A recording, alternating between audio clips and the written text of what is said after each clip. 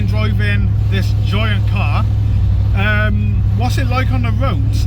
And looking down the bonnet now, you can see, just looking at that hood ornament right at the end, and on the wings you can see your indicators, which they light, they both work as they should. That's just how long the bonnet is, because it's such a long way away. It really is such a long way. It does get quite narrow, as you can probably tell. And today I'm actually on quite a wide road. Where we live in the Forest of Dean, it's known for their narrow lanes and narrow main roads. And on one of the roads I'll be on in a minute, it does get really narrow.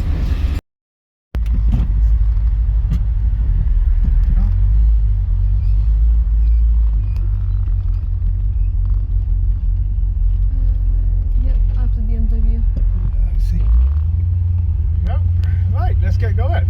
Now I've got some fuel in the tank, I can actually enjoy a drive. Oh.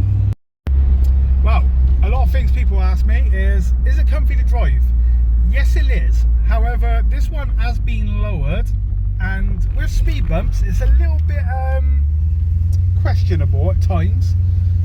I don't know why it's been lowered, but I do have to take steady over speed bumps. I did whack the gearbox one day on a speed bump just because it had been lowered. I think the original owner liked his hot rods, so he'd lowered it and painted the wheels to blend in with his collection, I guess.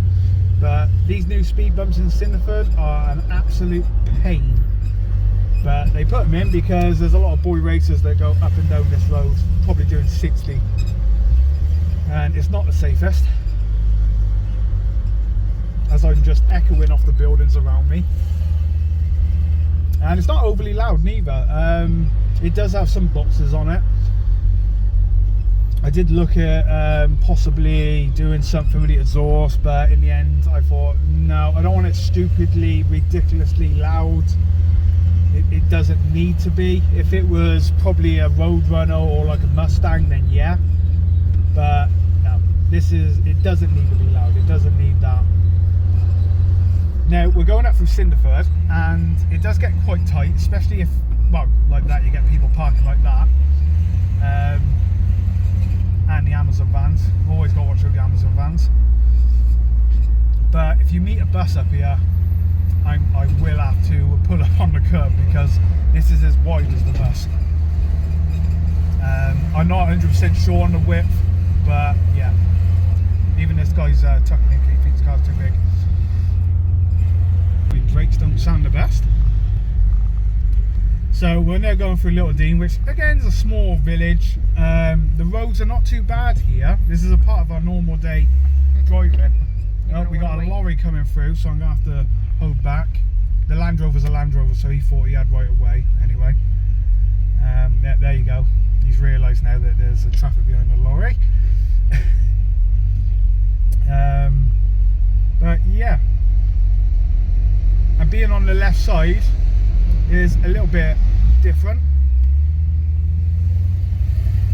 because I'm hid behind the car, so Hannah can see a lot more than I actually can. But there we go. It does get quite narrow through here.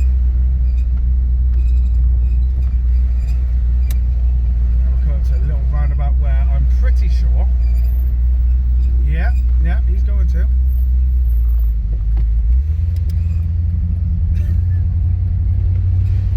Land Rovers, you just can't beat them, can you?